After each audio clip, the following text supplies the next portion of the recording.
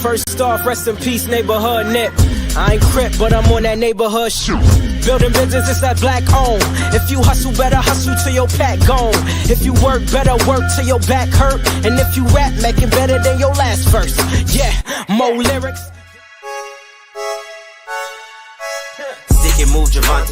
AJ, El Presidente, Eddie Kane University.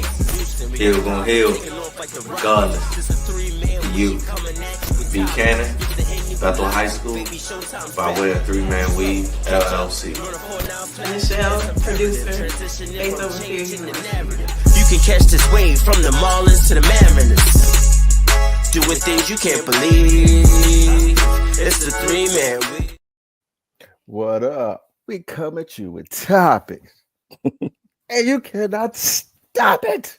You cannot stop it. You cannot stop it. You cannot stop us. You want to know how you know you can't stop us? Because we here at episode 260. 260 of them things. Come on, man. Come on, man. Like, yeah. What else? Like, what more do you want from us? Because you know, episode 300 is on the way. It'll be here before you know it. Absolutely. And I would just like to welcome you all to another episode of the 3-Man Weave podcast. Happy Friday, everybody. You know what I'm saying? We've been doing what we're supposed to do. And you know, yeah, we've been holding it down. Yeah, life. Without further ado, I am your host who can't get no privacy in this motherfucker. AJ, hey, Mr. Williams. Who I got with me? Well, the only reason I got privacy because I dropped mine off. So it's your boy Hill, and Hill go Hill regardless, baby. Man, let's get it, man. Episode 260. Y'all know y'all can catch us on all major podcast platforms, 3-Man Weave, Instagram, Twitter, 3-Man Weave _ You can email us at podcast.3.man.weave@gmail.com. Let's get right into it. Now, you had time to marinate on it. Oh, yeah. And I'm pause if I have to. I don't. Yeah. Am I starting off crazy? I'm starting. That was a little, you know. I'm over here agreeing. Yeah. That was a just in case pause. Just, you know. Yeah, but you know, GNX has been out for a while now. You gotta, you gave it the car test, you gave it the house test, the headphone test. You know, how do you actually feel about this project? I like it, man. I really enjoy it. Like, I'm not like, the thing about it is, to me, Kendrick has one of the greatest albums in hip-hop history, like one of the greatest albums ever, not even just hip-hop history, but one of the greatest albums ever to me when it comes to Good Kid, Mad City. Yeah. So I can't say, oh, this is one of his best albums, oh, this is a classic, this and that. But this is a great project in my eyes. Like, for some people, it's polarizing because, like, oh, I don't really like it. Like, to me, it kind of crosses almost everything off the box. Like it checks every box for me that you might want from Kendrick, in a sense. To me, it sounds like the authentic West Coast sound. He's rapping on here. For the people who always say, man, I ain't trying to hear that bullshit, Sharif. He really, like, it give you a little bit, but then you got songs like Man in the Garden. You got, your Gloria, stuff like that, where it's like, it kind of gives you that introspective double entendre and all that stuff. But you still got aggression. You still got stuff you can go out to. You still got stuff you can listen to in the car. You can play at the pregame. You still got stuff that you can listen to at, like when you just in, the confines of your own home. Like you can listen to Squabble Up while you finna go squabble up. Tell you, man, hey, be quick on the trigger. You know what I'm saying?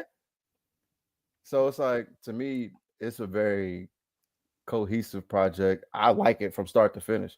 Like, people say, oh, I only skipped this song, or I only skipped this song.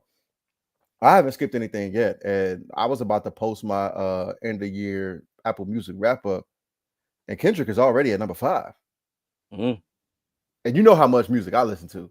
Yeah, that's is so yeah So for for him. Kendrick album to be already at number 5, that kind of lets you know how I feel about this replay value as well when it comes to this album art Yeah, project. What are yeah. your thoughts on it? Safe to say, project. This is the Kendrick that I like, man. I Yeah, like the fact that at this age of me, um, I do appreciate bars more, but I do at my core, I do like I value a song more. So I like the for production, sure. production more. And like I've always criticized lyricists, true lyricists of like, picking the worst beats and just trying to live off, lyricism. Like, Yeah, nah, like that ain't gonna cut it. So I actually got a versatile Kendrick on this one. Like you said, he gave you bars, he gave you stuff to think about. And like you said, in the production, like the production was A1. So yeah, really can't complain on that. So it's like it's the version that I prefer. Like you said, of course, maybe true Kendrick fans might want a different version of him. But like you say, for me, he delivered everything I needed from him, especially off of the run that he's having. Like for sure, for sure. to maintain this momentum, and the momentum is tremendous. So it's like you keep delivering. So it's like I'm good, man. So it's nothing negative for me to say. Like you said, he gave me And everything I needed. you Pause. know, like well, you brought up like, oh, lyricists have trouble, getting criticized for like the beats they pick, and they lean on lyricism too much. One criticism I've heard about this album was that he needs better hooks. And for me, I actually think that, to me, I think it actually, when you listen to it from the prism of West Coast music, I think he did what he was supposed to do. Like, not necessarily what he was supposed to do. I think it makes sense. I think it like, and like I think a lot of people, one of the songs is like, what they talking about? They ain't talking about nothing. They talking about nothing. Yeah, But that that ain't shit for works. it works. I get the criticism, like I said. No, So most time, like you say, I get it. Sometimes we don't like for these major mainstream artists. We don't really want them to make a generalized album type of right, oh right. you just I know you from LA, but you just made a full West Coast album. Like how I'm supposed to bump that in the East? Like or you made a whole South joint. Like you try to get it, you try to cater to everybody. So I get the criticism, but once again, like I'm listening to this for this reason. I'm listening to a West Coast artist. You know what I'm saying? For a reason. So I'm in the mindset of I know what I'm Right, getting myself into. You for know what I'm sure. saying? If I'm And going to the South, I know I'm going to the South. If I'm listening to New York, and it's a reason why we say this is what New York sounds like yes, that's what I want to hear. So, right. I'm getting in that mindset. And I actually, like, I was talking to my mans that I grew up with. Shout out to Jay Toon. But this is one of the things that like people like always say, like people always complain, everybody sounds alike, because we don't get our mainstream artists sounding regional anymore. And you Yeah, know me, I love Detroit music. You want to know one of the reasons why I love Detroit music? cause they It sound like sound like Detroit. When you. you listen to some Detroit music, Yeah, as soon as you hear Energy made this one or something like oh that, you know this yeah, about to be some Detroit music. But that's why I love it. And that's why I like when like I grew up on, oh, I'm listening to No Limit, it sound like the South. I'm yep, listening to Cash Money, it sound like the South. 8-Ball MJG, sound like Memphis. Pimp C, Bun B, Mike Jones, Paul Wall, Slim Thug, it sound like Houston. yeah, Remember back when Florida used to sound like like Florida, Florida, Trick yeah, Daddy, you like all of that. And then, even, Atlanta had they sound. hmm The West Coast had, not even the West Coast, Cali had they sound, and then the the Bay Bay, had yeah, they sound. And then New York sounded like New York. yeah, Philly, the yeah, Philly, New and they York, all sounded of like that, like yeah. Philly, like if it sounded like Philly. And so now it's like, now some of these rappers come on, you be like, oh, where he You don't from? know.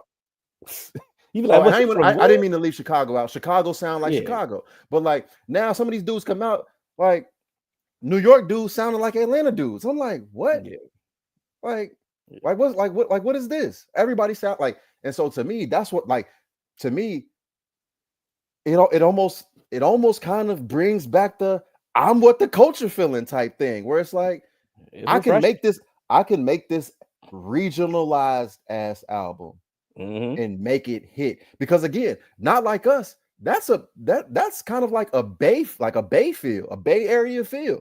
But everybody was bumping. But everybody can rock it. You know what I'm saying? And to me, like that's what I'm looking for. To me, again, it just goes back to true artistry. Like Pretty you much. can you can make me kind of like understand Where where you you're from? coming from, and then I can relate to it Yeah. in kind of like my sense. Like, Dodger Strays when I used to rap battle in the Nickersons. Like, oh no, I look like, you know what I'm saying? Like leaving parties, like house parties, like stuff getting shot up. Like you can understand that. But you I ain't like got to be from there to I understand. don't gotta be from there, Yeah. but I can understand your story. I can understand your Mm-hmm. words. And that's one of the things I like about this album as well, where it's like it puts everything kind of just like in his bubble, but you can understand it. You can relate to it. And again, that's why I said that's what we used to grow up on regional music. You used to Yeah. grow up on Cash Money, but you can still hear it and be like, yeah, like Gold Teeth, all of that. Like we do that too. And so and my thing is like the last point that I really wanted to get across here is like when y'all was calling me a Drake hater, but I would say when you one of those guys, I don't care. Like I hold you to this standard of you're one of the best. And even if this project doesn't exceed your best project, even if this project doesn't make it into your top 3, this is one of those projects where it's like I don't have no complaints. Yeah. Yeah. I didn't feel like you were just chasing something. I felt like you can do something like it almost felt like you were able to do something different. You were able to push the envelope, but you still kind of like gave like you fed everybody. You stayed true to yourself at the You same stayed time. true, like you stayed true to yourself, but you fed everybody.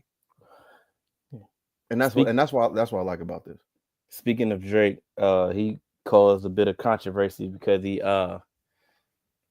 issued a lawsuit to UMG Universal Music Group for some of the practices that they were doing. And I think a lot of the wording got misconstrued or blatantly ignored in what's going on in this situation. Now, do I agree with the lawsuit? Hell no.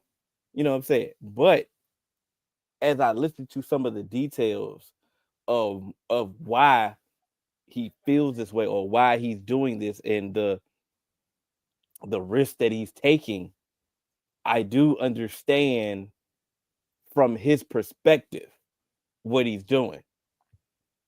Do I agree? No. But I do understand what he's trying to accomplish or what he's trying to do if some of the reporting is true. So it's like,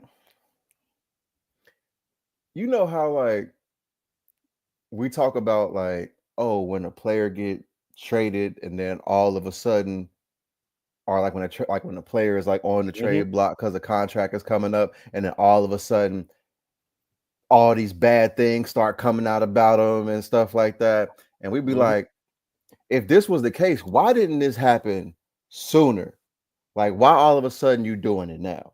And like, even if this was true, like it makes it look questionable now because of your motive and what you're trying to do. To me, this is the same thing with Drake, where it's like, if you were like I'll go with the second, findings in a second. But the first one where he was trying to go up against UMG and kind of like you start hearing lawyers trying to frame it as, oh, this is to help all types of artists and do all this and kind of even the playing field and allow the art to be the art. Why you ain't been doing that? Why you ain't been doing it? Because guess what?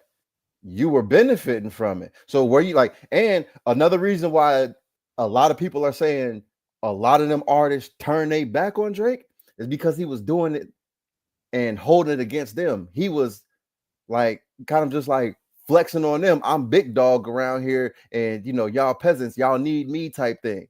But then when all of a sudden, when them tables turn, he was unprepared for it.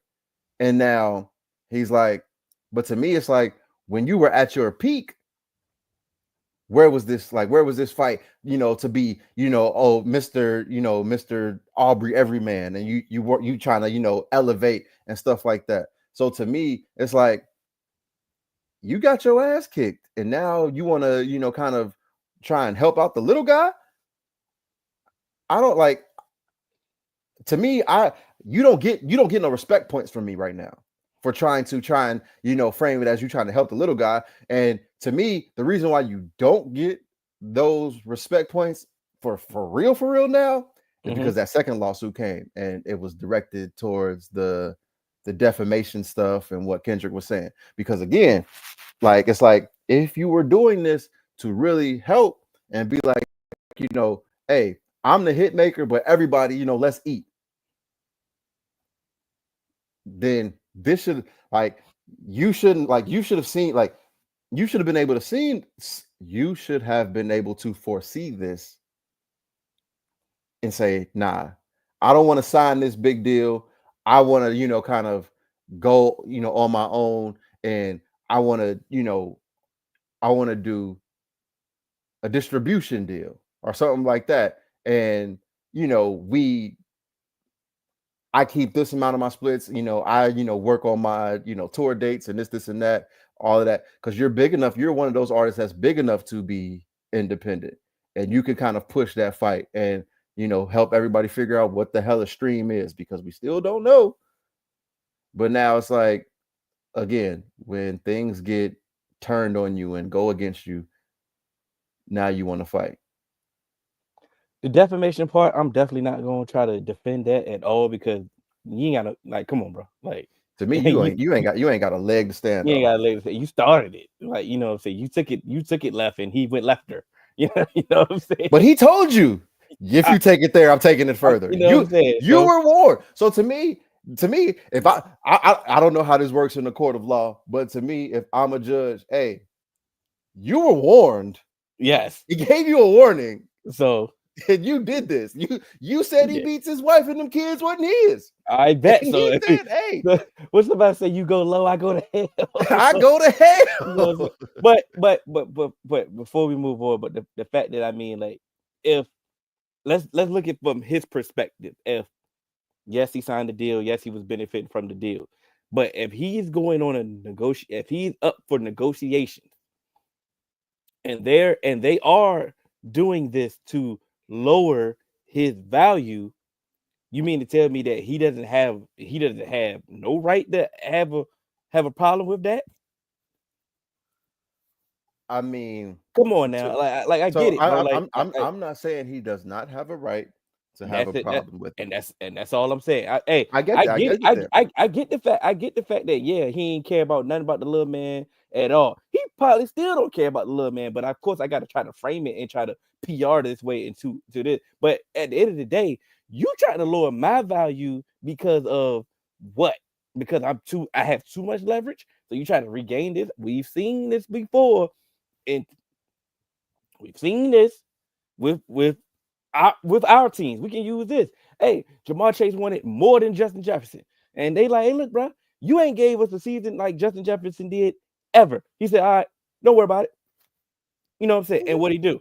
And now, when I told him go ball, and now it's like, okay, now the negotiations is different. But of course, they looking at it like, hey, look, bro, no, same thing. Remember that if you will recall, Dak was up for his contract, and all of a sudden he had a sexual assault case come out of nowhere that didn't go nowhere, and he ended up suing that person. But what was that? But what would that case do to his value? It would try to lower. What about trading for Trey Lance? You know what I'm saying? It's trying to devalue. And you don't think that he don't have a right to be upset? You know what I'm saying? No, and that's one of the things I want to make clear. I'm not saying he don't have a right to be upset, but you do look like a sore loser right now. Oh yeah. You do look like a sore loser right now, and that's what. And you doing it right now, especially like it almost looks like you brought these to step on the GNX release. If that's the see that we'll be here all day if we go on that part, because at this point we already in agreement that PR wise, it's terrible. Homeboy wise, we definitely wouldn't advise you to do this. We ain't because everything he did was wrong. He got in the booth wrong. But what if he win? How often do we see them win against the he's not gonna win. Oh yeah, okay. And on top of that, it might get nasty for him. Like, and all of a sudden, those pedophile allegations that he's been accused of, they got the power to kind of make this come to fruition. Remember what they were trying to say about Deshaun Watson? Oh, if he would have just stayed with the Texans, we would have never known. If you would have never made the trade request, we would have never known. He was using the team hotel. If you remember right. Mm-hmm. All right. Okay. What they say about and we're gonna move on because it's gonna sound like I'm trying to defend these people. But look at Diddy. Diddy tried to sue the big company, the big liquor company. Now all of a sudden we know everything about Diddy that we ain't supposed to know about. And now where he at? Yeah. So you go against the big dogs. Like I said, we don't know nobody that won. So that's what I'm saying. I don't know. This was a terrible attempt. I'm like, I don't know who in this camp like was like, yeah, bro, do that. I would have never done it. I would have told him no. You know what I'm saying? Let's regroup and come up with another plan. You know what I'm saying? Yeah. But at least let's hold off for a second. I mean, you got to make sure you ain't no skeleton in your closet, man. If you gonna go out for the fight, you know what I'm saying, and you gonna really go fight, because they gonna try their hardest to find something, and if they can't find nothing, then they're just gonna go PR wise, And the thing about it is, you got to be aware that it's a dirty game, and what he need to realize is, even if he don't got no skeletons in his closet, like if he don't have no dead bodies in his closet, he need to make sure it ain't no Party City skeletons in his closet, because we all know the accusations are a lot louder than the acquittal. The accusations ain't never as loud as the apology. None of that. Mm-hmm. So again, as soon as they put that smut up on your name, you better be prepared for it. And it's just like, hey, even like what some of the stuff that we were saying, like, hey, dog, some of this stuff, like when you go back and look, this shit tracks. Yeah, you know what I'm saying? So it's like you may not necessarily be a pedophile, but you muddling the line, my boy. You are muddling the line. That's what I'm saying. Like, we know you on the internet.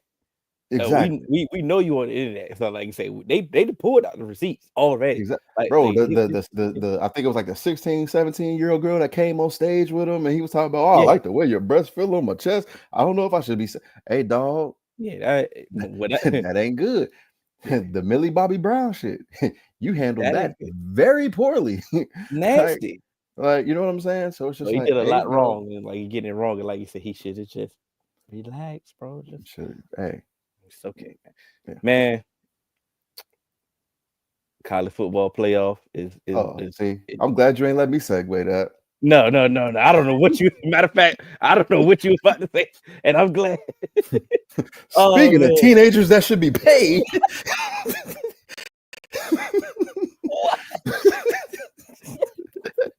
About the 12-team college football playoff. Speaking of teenagers that are getting taken advantage of. Oh man. You got it. We got the 5 highest ranked conference champions receive automatic bids. So that's pretty much the Power 5 highest ranked conference champion receive the automatic bid. 4 highest ranked conference champions are seeded number 1 through 4 and receive first round buys.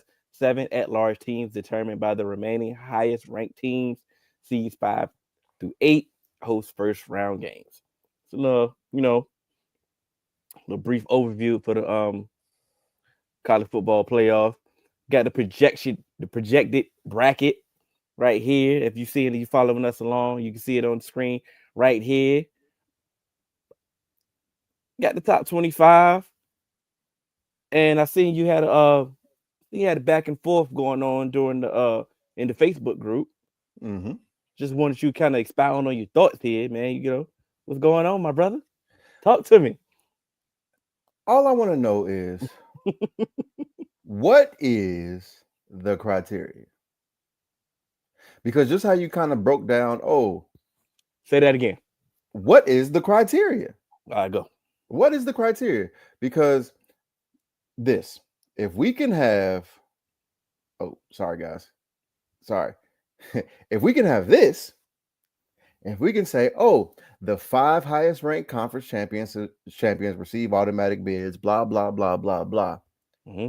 You should also be able to tell me what goes into you putting these teams 1 through 25. Okay. Is it going to be a weighted system? Is it going to be your strength of schedule? Is it going to be your FPI? Is it going to be your style points and your margin of victory? Is it going to be your conference strength? Is it going to be because the SEC has this strength of schedule overall, they're going to get 3 automatic bids every season? Is it let me know what's it going to be? What's your criteria? Because just this, what everybody had an issue with the computers in the BCS, right? Yeah. Okay, not everybody. No, but a lot of people had an issue with the computers in the BCS, right? Because what has changed from the controversy that we've had from the BCS to the 14 playoff to the 12-team playoff? I get it. When it was just 2 teams, it seemed like we really didn't have. We had a criteria, but it seemed like it got to a point where only 2 teams just really wasn't enough. Like it didn't really make sense at this point. It got to a point. That's all I'm saying. It got to a point where we might have way more undefeated teams that might need to just duke this out. You know what I'm saying? So then they expanded to the 4 teams, and then when it first started, the 4 we was getting the right 4 at first. You know what I'm saying? At first we were getting some undefeated teams and maybe a 1-loss team, but the majority of when it first started with the 14 playoff, we really wasn't getting teams done wrong until it kept going and teams kept getting better, or certain things like the transfer portal started expanding, where the rules started being loosened and stuff like that, and things got a little murky when it came to those 14. So then it got to the point where now let's expand it again. So just try to briefly answer what you asked right there, bro. Yeah, no, and I completely understand what you're saying, but also for me, it's like now, because to me, when you had the BCS polls, it was computers. Put everything, like it was almost like what you put in, like when you go to the computer and you type in 2 + 2, you are gonna get 4. Yeah. You get what I'm saying? Yeah. And when you get 4, that's what you get. And so it's like now everybody was like, but but their strength of schedule and this and that, and but when they played this team, they looked really good, and this team struggled. But it's just like, what happened? Like the arguments changed based on who they want to get in these games. That's and that's the problem, because now it's like we saw last year in the 14 playoff, an undefeated Power 5 team gets left out. Well, they didn't have a player. They played they beat an SEC team, and they beat a Power 5 team, a Power 5 ACC team in their team's championship weekend without that quarterback. It may not have looked pretty, but they did it. Yeah. And they went on to go on to be one of the teams in the NCAA that had the most players drafted. So it Mhm. wasn't just like, yes, the quarterback was very important, but it wasn't the only person. Like, so to me, it's like if Ashton Genty got hurt championship weekend, are we taking Boise State out the playoffs? They probably would. But see, to me, it's like what It like, that don't make it right. I'm not. but that's what I'm saying. So it's just like it just all depends. And like I don't want to like kind of like put that out there. And so I'm not wishing that he gets hurt or anything like that. But what Yeah. I'm saying is like that's not even a Power 5 team. And then also, if you want to like say like, oh, the Power 5 team, like if the argument is with the 12 team playoffs, we want the best teams to get the best games. Mhm. Why you just throwing these at large bids to these, group of 5 teams all of a sudden? Like, oh, like, the highest ranked group of 5 champion gets in. Why? Yeah. I don't. Because to me, it's like if now you gonna try and leave other teams that you feel are worthy out, Mhm. and other teams that have only lost 1 game are teams that have lost 2 games. Why are you leaving them out for a team that has lost 3 games when you got a group of 5 team in there that nobody believes is going to have a chance in hell anyway, right? I mean, it Because I what they've been do telling me agree. is it's not about participation trophies, right? That's what they say. So it's just like if it's not about participation trophies, which is kind of crazy because to me, a 3-loss team getting in, that's a participation trophy to me because you didn't like go through your schedule and win. Here's my thing. I don't care. Oh, the SEC plays the harder schedule. Well, there's other teams that want to get in the SEC too, but y'all block them off. So now it's not like, oh, y'all don't play an SEC schedule. Well, y'all don't let us play an SEC schedule. I don't. My thing about, like, I mean, it's the funny thing about it is, like you say, we don't have a criteria, so we don't know. So now all of a sudden we starting to justify and start to say some of the most outlandish things to me, like, oh yeah, this team, this team lost back to back, but they shouldn't be in. But this team got 3 losses, but they beat the team in September that got they got 10 losses now. So that team it holds. It's like, what are we saying here at this point? Like we're trying to sound, And, and, we're and, trying to sound smart on something that's not really shouldn't be this complicated. and this is just what I wanted to say. Everyone was like, oh, yeah, the playoffs is going to fix this. The 14 playoff is going to fix this. No, it didn't. Oh, the 12-team playoff is going to fix this. No, it didn't. And this is why I had always been opposed to the playoffs because now everybody's talking about, oh, the players don't care. They sitting out this, and that. But guess what? The players were sitting out at the BCS game. Players were sitting out at the 14 playoffs. Players sitting out in the 12-team playoffs. But the thing about it is, what's really changing is they're changing the dynamic of college football. College football was about rivalries and pageantry. It's like they're trying to make it to the NFL. The college football was a very different brand than the NFL. And what you did is like, especially with conference realignment and all that stuff, you're Mhm. ruining the actual true essence of what college football was. College football was about bragging rights. College football was about rivalries. Like Texas A&M and Texas was a rivalry, just like Texas and Oklahoma. Yeah. Texas A&M and Texas hadn't played prior to for how many years once Texas A&M went to the SEC? You get what I'm saying? Yeah. And so it's like that's not what it's about. It's like sooner or later it's gonna be like, oh, Notre Dame and USC. Are we gonna see that? Yeah. I got Like, I dog, got like I do got some pushback for you on when it got to the 14 thing, because wasn't it designed for uh 1 through 4 was pretty much designed to be out of the Power Fives, right? yeah, Okay, so maybe the ACC don't have a team this year, but the Big Ten got a team this year that's worthy of, or the Pac-12 got a team this year that's worthy, and the Big 12 doesn't have a team worthy. So it was designed for one of these 4 teams to get in and to make it look, way better than just a one-loss SEC team going against another undefeated SEC team because they just playing the toughest conference. I think they was trying, keyword was trying to eliminate some of that because how the SEC was designed. You had the SEC East and West of the SEC, right? Yes.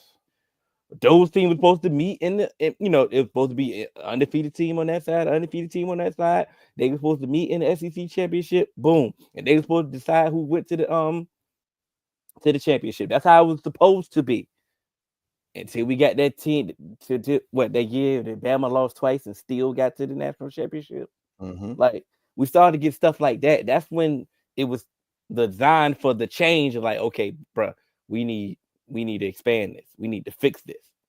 And like I said, when they first started, like when we was getting Ohio State in there, we was getting, other teams other than just LSU or just Bama in there, or just Georgia. And if they was, and if those two, if two teams was worthy from the SEC, like a Georgia one year and a Alabama one year, then nobody really complained. You know what I'm saying? Like some things it did work itself out. But yeah, and last year just ruined this whole thing. I'm just be quite honest. Yeah, no, I 100%. I get what you're saying. I understand what you're saying. And what I mean by when I say when it ruined this whole thing, because now all of a sudden, once you start justifying BS and you set a precedent on doing that, now all of a sudden we get this.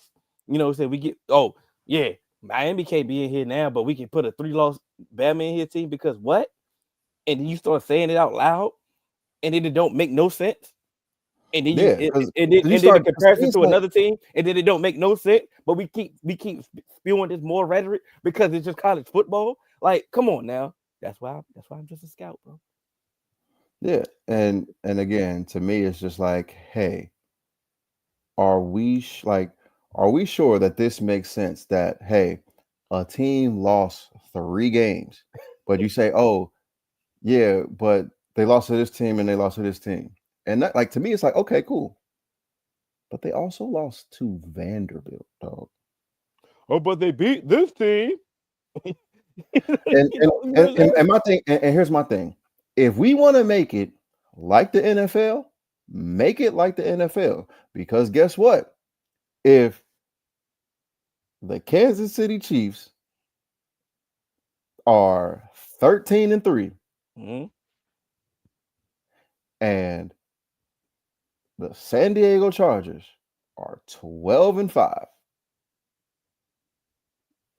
who's going to be higher in the standings? Chiefs. Exactly. But you're not putting a 12-5 team because, like, oh, they beat Baltimore. But the Chargers beat the Chiefs when they was at home in October. And that's that's what I mean by, like, why do we even play the game? Like, why do we keep score? Why do we care about who wins and loses if you can win more games than a team and you get left out? Yeah, it doesn't really and that's all I'm saying. And that's why I was bringing up my point about Iowa State, because Iowa State is playing in their conference championship game. Mm-hmm. Alabama is not. Alabama has 3 losses. Alabama could win. Iowa State could win in the Big 12 championship game, right? Mm-hmm. And that means Arizona would fall out. And Alabama would stay because Alabama didn't play and they got 3 losses. So we benefited from not even and that's what Rhett Lashley is talking about with SMU. He's saying, hey, if we lose in the ACC championship game, y'all might drop us out. And for what? Because we in the championship game. Because we're in the championship game and we lost in the conference championship game. And like I said, then they're going to justify it. And that's why I'm done. I'm really done with this, bro. It truly it's I'm a logic guy, bro. And once the logic don't make no sense, I can't ride. Bro, what happened to the game I love? I love college football, dog. And to me, bro, this takes away so much of the shit that I love about college football. I don't even think it. I don't think it's to a point where it's so far gone that they can't fix it. But I think it's to a point where it's so far gone that they don't want to fix it. Yeah.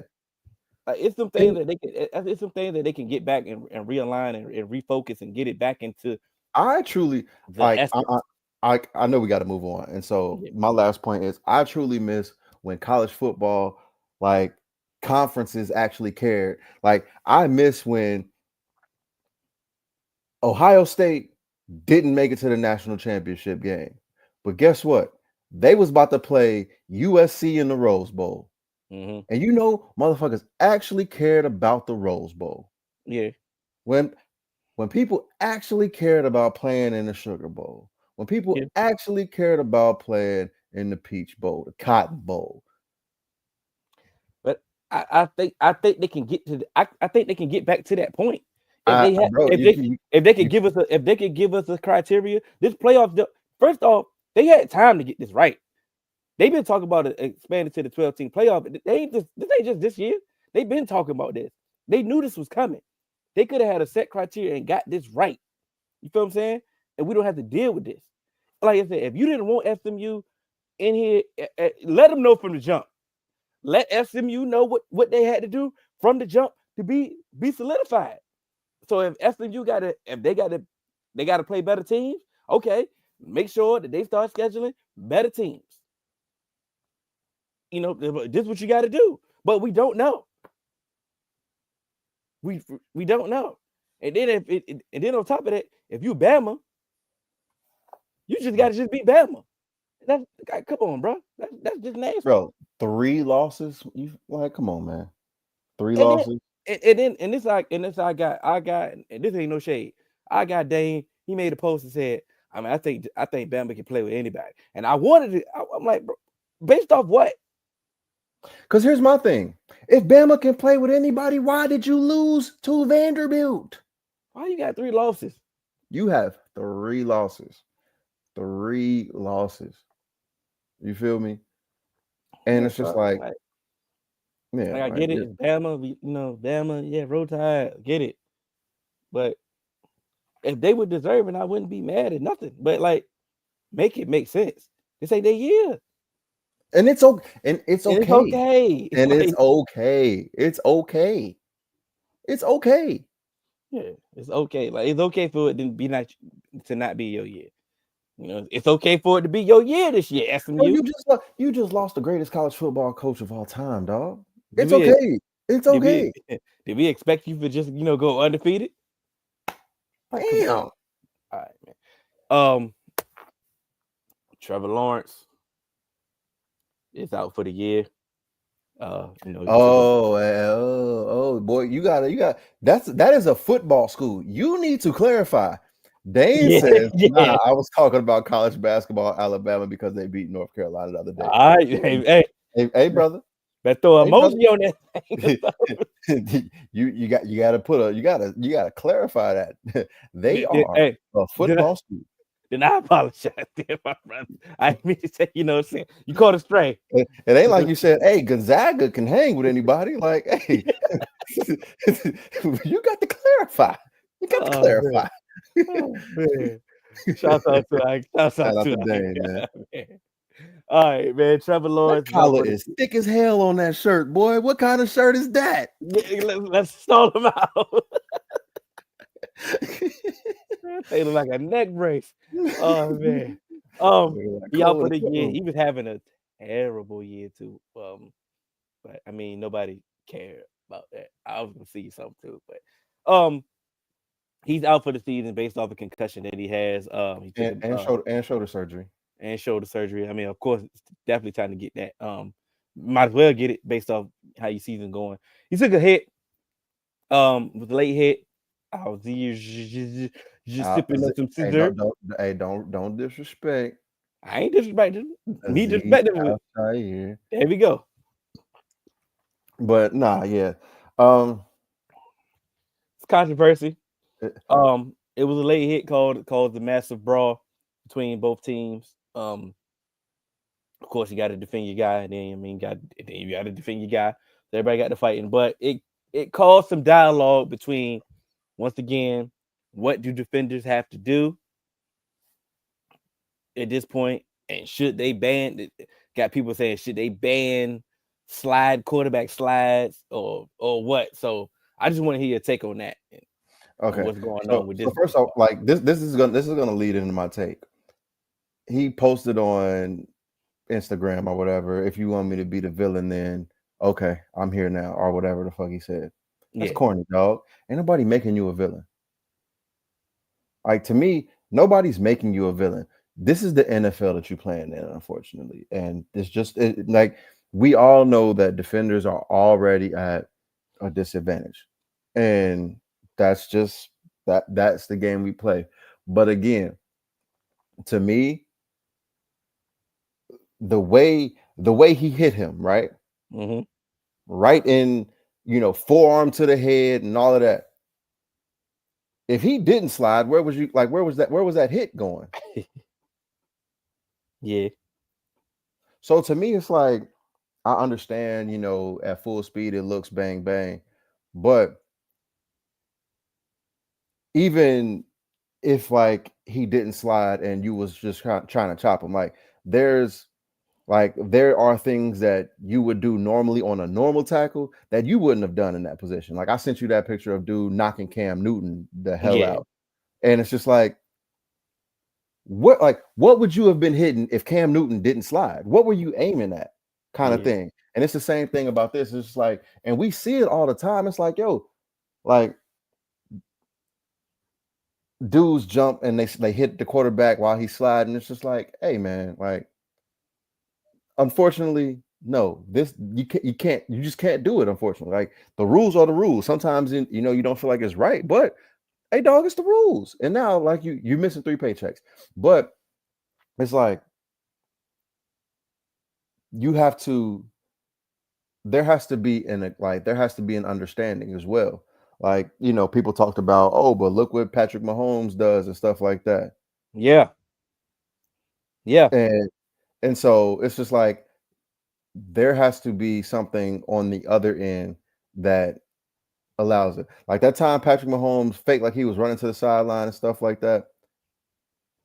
Like, that has to be like he got to lose some money, or that got to be a 15-yard penalty or something. And we know they're not gonna call it against the Chiefs anyway, but that's another story. But like, I can't remember who it was, but I think it was a Lions quarterback, and he was running to the sideline and they lit his ass up. But it was old too. It was like in the 90s, but they lit his ass up right before he stepped out. We can go back to Thanksgiving and Dan Campbell.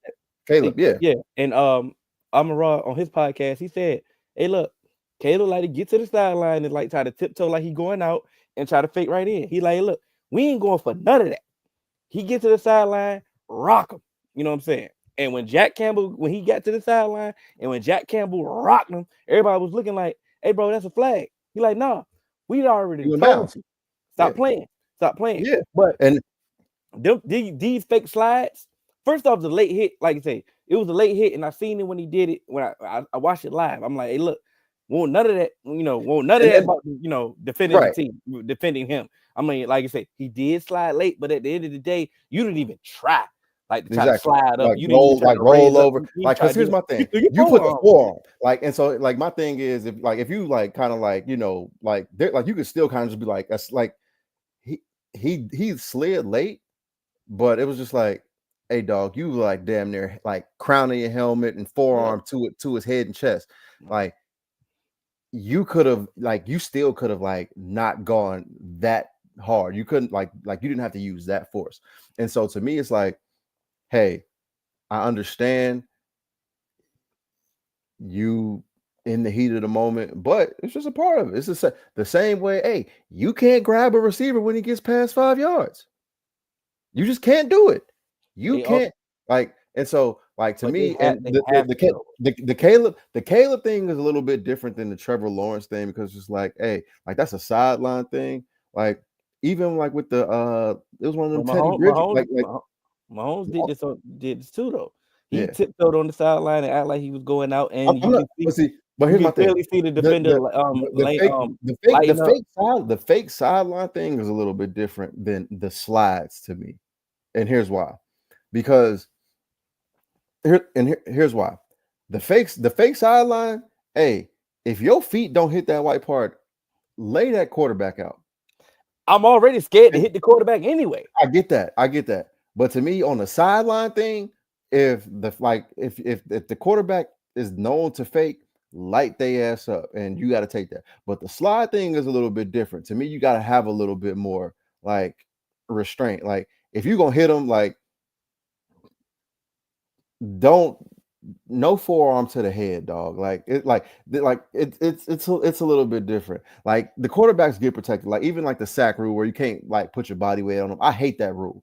Like I hate it because it's just like what you want me to do. But sometimes even with the late sacks, it's like with the late slides, it's like you kind of gotta like if you break down and make a form tackle or something like that, you don't have to do that. You don't have to do all that. You also seeing defenders.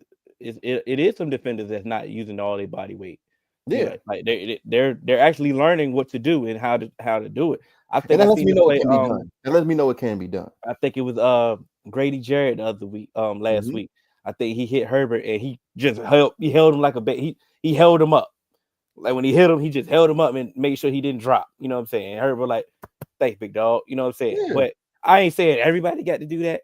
But don't get him back kids with him. But I've seen people sack and lift up the quarterback and then let their hands go in just to make sure that they're not laying all their body weight on. I've seen them making the effort. And that's what needs to be the emphasis. Like if you see the defensive player making the effort to try not to do some of the things that you're about to penalize them for, then New York got to step in and be like, hey, look, he tried. It's the fast game. Hey, it is what it is.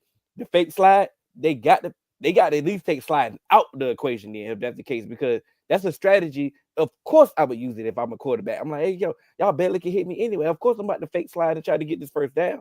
Do what I got to do. You know what I'm saying? Unless I'm Lamar, of course, you can't catch me anyway.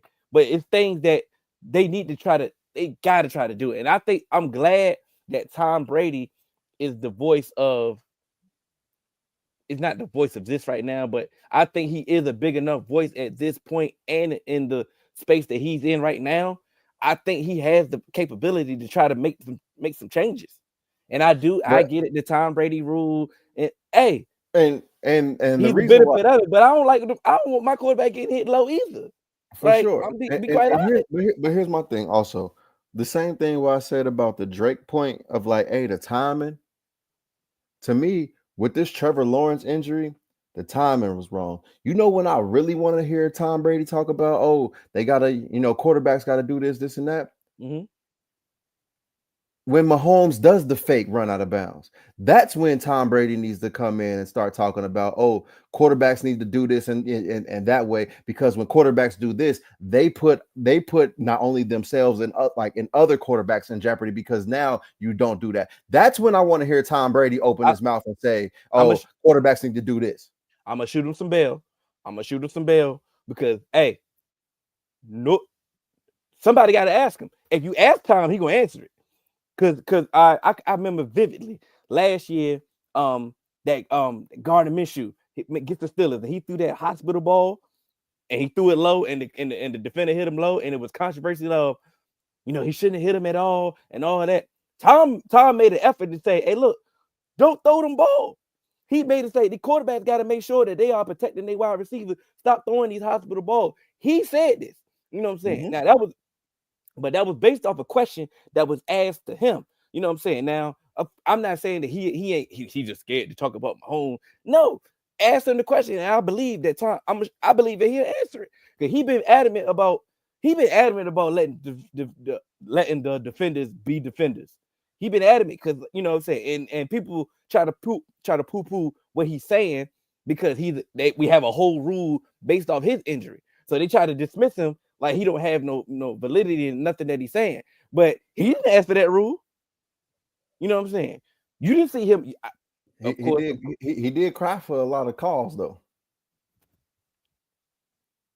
If I'm in the heat of the moment, if I'm in the heat in the game, of course I'm gonna do what I got to do.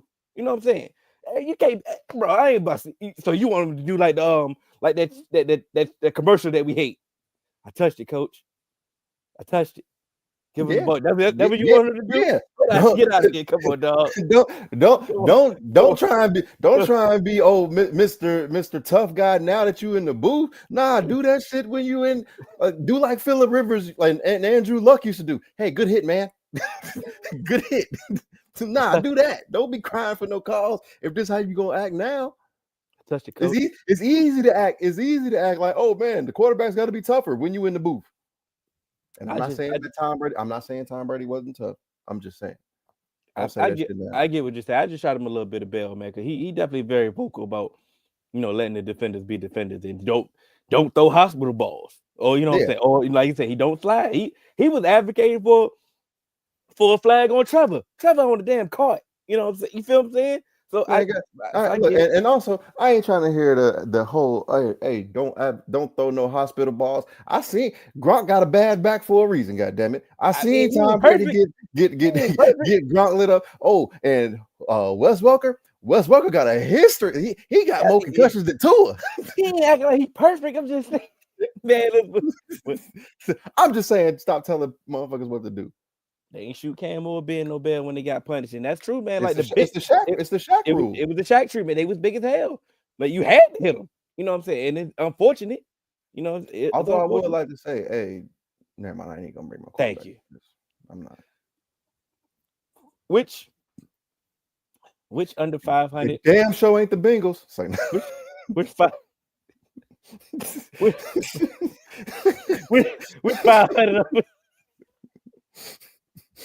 Which 500 or below team had the best shot at the playoffs? Oh my god! Oh man, I'm still riding with my team, man. The Arizona Cardinals. They got a game tonight. I mean, this week that they definitely is very, very pivotal. Important. Yeah, it's important. They gotta get that done, man. I think so. I don't know why the coach is on here. Leave it to Colin Cowherd. I thought the Rams was that's Rams. My fault. I got my LA logos messed up. I'm sorry. I'm sorry. Yeah. I'm sorry. That's the Rams. Yeah. I'm looking at the first two teams, and I'm looking at based off, I don't know what happened to the Falcons. All right. I'm Bro, looking at the Bucks, this is literally the Falcons. This, like, with the injuries that the Bucks had, the Falcons had a golden opportunity. Yes. But now it's almost like, hey, is it time to try and give Michael Penix a chance? They talking about giving Penix a chance. They thinking about trading Kurt in the offseason. I'm like, oh, what? What happened? He was just Kirk Chains just a few weeks ago. He was just swag. He was just swag surfing, and everybody loved Kirk just a few weeks ago. Now what happened? Hey, my. The funniest tweet I seen was when Kirk threw that pick six, and somebody said, "Man, he threw that man a paper plane." That was the slowest. Bro, I'm like, did he throw this man a knuckleball? That shit floated, dog. Yeah, it was looking like he was point shaving, dog. Like, bro, that was so like. I feel like Lamar Jackson could have ran the ball over there faster than that ball got over there. It looked like he tapped circle on Madden by accident when you were supposed to hold it, but it hit it by accident. Like, oh, I didn't want to hit. I didn't want to right there. And then it was like everybody just stopped moving. You know what I'm saying? But my team is the Bucks because I just the fact that the way they've been playing, like when Mike Evans was out and the way that they were still competing against some of them teams, now they got them back, all of that. Yep. It's like I think the Bucks. I think it's the Bucks, but I do like your Cardinals as well. Yeah. To me, the Bucks, like, to me, it was almost like the Bucks shouldn't be on this list. That's why I didn't pick the Bucks in a sense, because it was just like, I really want to just be like, I'm done with the Falcons. Like, we done with the 90s, dog. Like, y'all can't rush the passer. Y'all can't do like. But they swept the series against the Bucks. So it's I know, and that, but it's almost like I don't even. I mean, it don't matter though. If they was in the Big 12, it wouldn't matter. Shit, if we was in the, Hey, if the Bengals was in the SEC, they could make it. Because guess what? They lost They every got game by 3 points, and they scoring 30 every game. they got the triple crown out here. Said that is crazy. We gonna talk later. You know what's crazy? If the Dolphins, that Tua injury really affected them. They had a chance, man. Our guy Dane said he picks the Falcons and the Dolphins. I'm not gonna read the next one because they are gonna win, but we'll talk about that. Your boy is making a guest appearance on Dallas Duo tonight as well. We're gonna plug that, so I'll see y'all in a little bit. But we got Dallas Duo. I do believe the Dolphins with Tua back. Hey man, that boy cooking. Yeah, I'm like they sat him in Rice and factory reset him, and it looked like, hey, this was the Tua that Mike McDaniel it's Mike McDaniels. I can't remember because McDonald is without an S. Does McDaniels has an S? Is it Mike McDaniels or Mike McDaniel? I don't know. I don't remember. It's the same thing to me. Mama called him Clay. He damn sure ain't got the ER, but Mama called him Clay. I'll call him Clay. All right, man. Let's get to our picks, man. So we had a good one last night against the Packers and the Lions. I'm so mad I fell asleep in that game. I understood why you fell asleep because the Packers, they didn't show up in the first half. Yeah, I was on the couch. I'm like, man, what is this? And then next thing you know, they remember they knew how to play and made it a game and had a chance to win that game. But what do you think about Dan Campbell, dog? 4th and inches with 30 seconds left, and you go for it in field goal range. It's Dan Campbell. Now at this point, he's just doubling down on it. At this point, I don't expect nothing less. And we talked about it last season, but that truly is, man. I think that's truly why his players play the way they do for him, dog. Because it's just like he's true to himself, and I feel like he don't be second guessing himself. And so many coaches, they do stuff where it's just like, which one is really you, kind of thing. Yeah. We know with Dan Campbell, this is gonna be a Dan Campbell game, regardless. Like, would I do it? No, but I mean, you got the best offensive line, one of the best offensive lines in the league. I can get inches. Like, I get the confidence. I get it. But I mean, they did it. They had a 4th down that they didn't get it. They during that game. So I mean, it's like I say, it's a gift and a curse. You're gonna live by it, you're gonna die by it. You know what I'm saying? Scared money don't make money. That's right. They say, right? That's a motherfucking fact. So I mean, he is who he is. Like I said, some things I wouldn't do. But I mean, hey, had the Browns and the Steelers, 1 o'clock game, man. Man,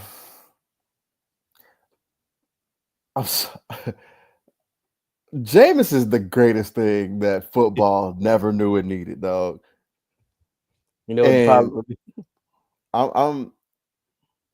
I'm gonna go to Steelers, but I feel like you never this could be a game where Jameis throws 5 interceptions. This could be a game where Jameis throws 5 touchdowns.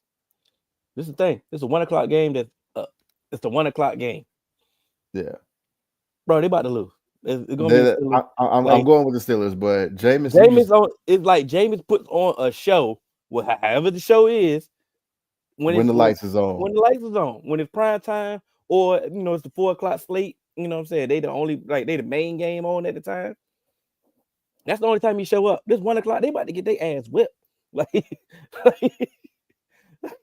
know what I'm saying? Nasty game of the week. No, wait. One of them. Yeah. One of them. This is the first nasty game. Saints and the Giants. Drew Lock is starting. That means nothing. I got the Saints. Yeah, I got the Saints too.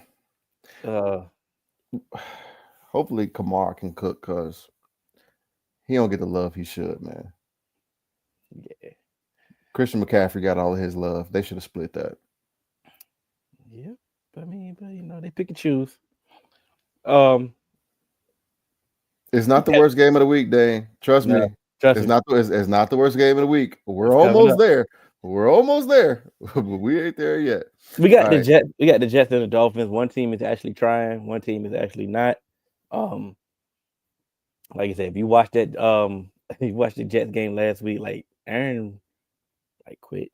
Like he quit on the team again. Like, but He he needs threw some that. more ayahuasca and strip the ego out. Like he threw that pick six, and he was like, "Yep, I know how this about to go," and that was it.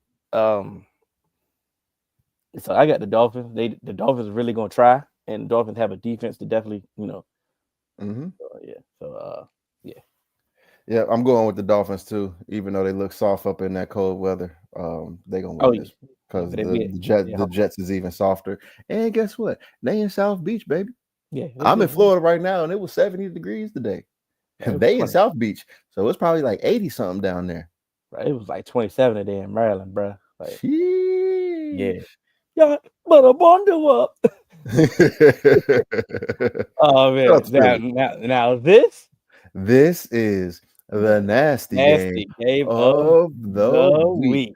Burr, burr, burr, burr. Yeah, Oh, this is man. terrible, especially with no Trevor. We finna see Mac Jones versus William Levi. Yeah. Woo! And then you Woo! talk about white Jameis. Ooh, ooh. Boy, was that was not on the NFL comparison list in the draft. White Jameis, because man, He got something every week. This is we got to revisit this. This was January. I'll tell you what ended up being a better game than the Saints. We don't worry about it. We'll talk Sunday. Right? Because like I said, hey, watching Jameis Winston makes it fun. This could be very fun to watch, but very nasty to watch because it could be both quarterbacks legit could throw 3 interceptions. Oh, for sure. This is nasty. Both, because guess what? That Titans defense, they gonna get some from Mac Jones. McCorkle. I got the Titans though. I got the Titans strictly because of their defense, and I think the Jaguars are just a complete clusterfuck, and they about to get the number one. Like, yeah, I think they trying to at this point. Too. Yeah, they're really trying to. And all right, man, we got the revenge game for Kirk going back to Minnesota. Yeah, just for him to get whooped. Brian Flores is going to have that boy looking like they're gonna be like, is it after Kirk Cousins takes 5 sacks and 2 interceptions, they're going to on Monday, they're gonna be like, is it time for Kirk to hang it up? Because he's going to look like a statue out there. And he's gonna look cooked. And then we're gonna have we'll have an off-season preview question edition episode. Mm-hmm. Yeah. But yeah, Flores gonna turn into Coach Yotes and blitz every day. He won't get another yard. Yost. Oh, it's gonna get nasty. I got the Vikings though. Panthers and the Eagles. This is the nasty game just for the Panthers. I feel like they've been like I understand your thoughts. I just think that I'm in Florida, so I can't bet, but I think that this is going to be because I feel like even though I think Sirianni is a terrible coach, I think he's going to I think he's going to try and see this game as an opportunity to get Saquon as many yards and touches as possible to really start get him as an MVP favorite. Yeah, I mean, so I'm going with the Eagles. I got the Eagles too. He definitely about to Saquon definitely about to go crazy.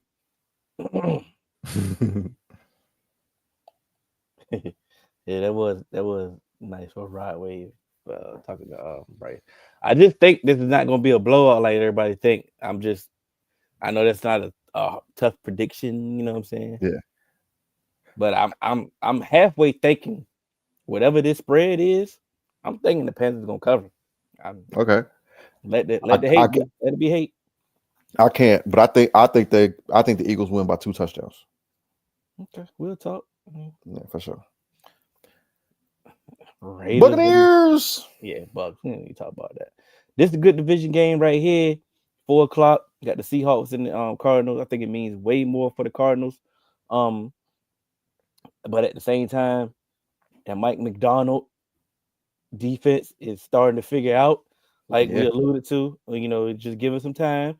And then, who knew that the addition of Ernest Jones would like solidify the defense? Like, no disrespect to him, but like, I mean, you ain't Roquan, you know what I'm saying? Sure. But he He had a Roquan Roquan effect. Like, so it's coming to be kind of like known that Mike McDonald might be the safety whisperer. Because them safeties he had in Baltimore, when they was in Baltimore with him, they was cooking. They both been Cherokee ass cheeks. And now both his safeties is having career years in Seattle. Mm-hmm. So it's like, this is going to be a tough one. But like I said, the Cardinals was kind of like my preseason pick. And they was like my preseason darling. So I'm going to ride with my guys. They at home. So I'm going with them. I think I got this Seahawks. I'm about to pull up who I got right now, though. Hopefully, it's a little faster than. Let's see. Yeah. Come on. Of course, it's okay. Yeah, I had the line. I had the Titans. I said I had the Dolphins, I had the Vikings, Saints, Eagles, for the Steelers, Bucks. I had the Cardinals, so I'm gonna go with the Cardinals, man. They're home, so I'm going with the Cardinals. For shit show. All right, we have the Chicago Bears going to visit the San Francisco 49ers. Hey, this is a part 3 of the nasty game of the week candidate. For sure. That's not sugarcoated. These teams, first off, the Bears is in flux. They don't know what they want to do. They were so mad at Eberflus that they don't even know how to play football. They're not even in flux. They're in fucked. They're done.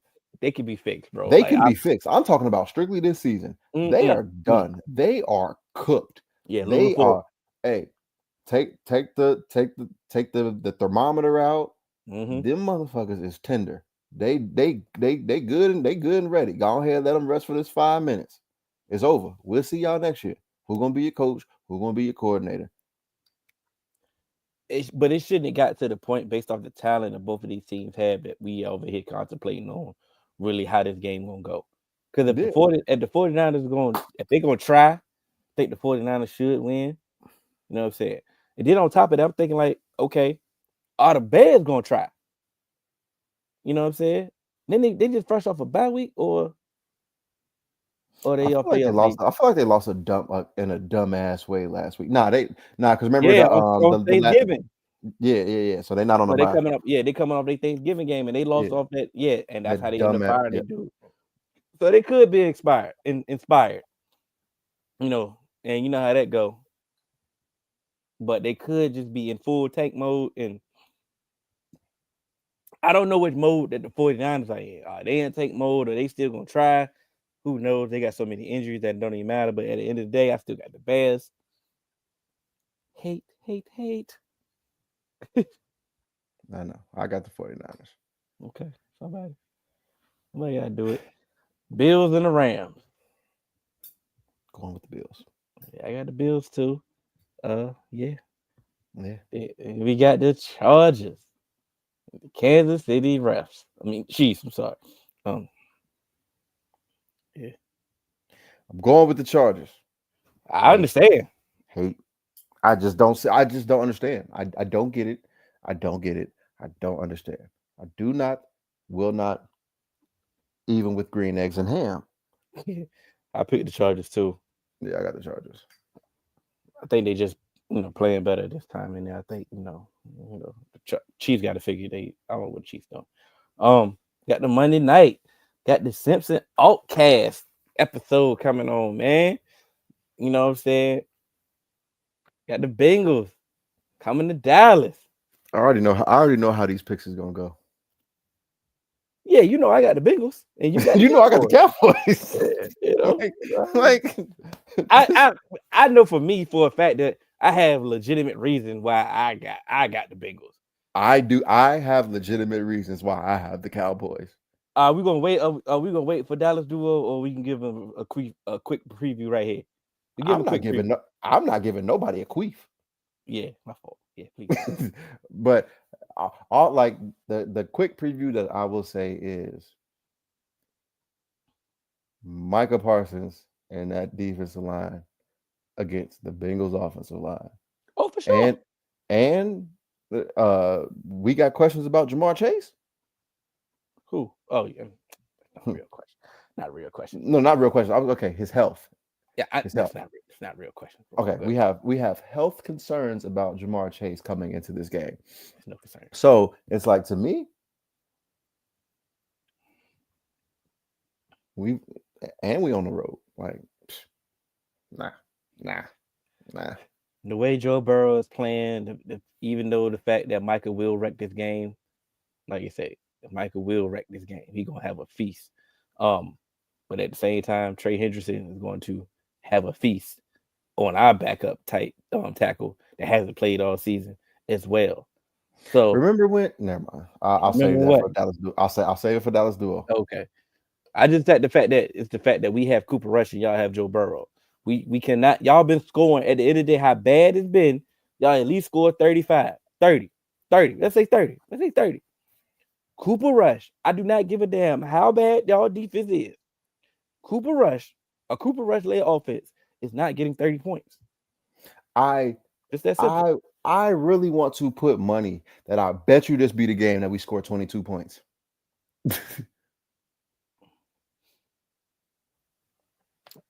I'm not even gonna allow that bet. Like, okay, but I'm telling you, bro, I know how this shit be going. This gonna be the game that we do not score 30. This gonna be the game that the offense look like, damn. Y'all couldn't do nothing. And that last touchdown that we get is gonna be when it's like when y'all already got 26, and it's gonna make it 22 to make it look like the game was closer. And Cooper Rush gonna give 26. Cooper Rush is gonna have the game just in such a place that y'all can't come back against Cooper Rush. Cooper Rush may not be able to get 26 against other NFL defenses. All right, bro. Cooper Rush can get 26 against this one. All right, bro. Okay. We gonna talk, man. Oh man, this is nasty. Russell Wilson just got 400. Russell Wilson, man. 2024 Russell Wilson just got 400. Yeah, and this offense, like you say, in this offense that he's been playing in, yeah, I can understand. Whatever 2024 Russell Wilson is still better than Cooper Rush. Like, right. So even if Cooper Rush is half of 2024 Russell Wilson, he can get 220 and a TD. That ain't 44 points either. Oh, but Rico Dowdle watch what he do. He gonna look like, man, y'all should have been giving him the ball all season. Watch. We've been saying that anyway. So exactly. So I'm telling you, this gonna be the game where it's like, damn, they should have been giving Rico the ball all season. We gonna see. Listen, this about to be the worst bet in history, because I feel like it's gonna be like, I bet you the Cowboys win. Yeah, it's like we got to figure this out, man. It's stupid. All right. Hey, listen, y'all. Later on, just catch your notifications on. Dallas Duo is returning tonight. Me and D White will be on there, and definitely, AJ will make his appearance. So I want to appreciate y'all for catching us now on 3-Man Weave. Y'all catch us on all major podcast platforms, 3-Man Weave, Instagram, Twitter, 3-Man Weave _ You can email us at podcast.3.man.weave@gmail.com. This is episode 260. I'm Hill. That's AJ. Y'all the 4s. Some of y'all the 5-5. And we out. You.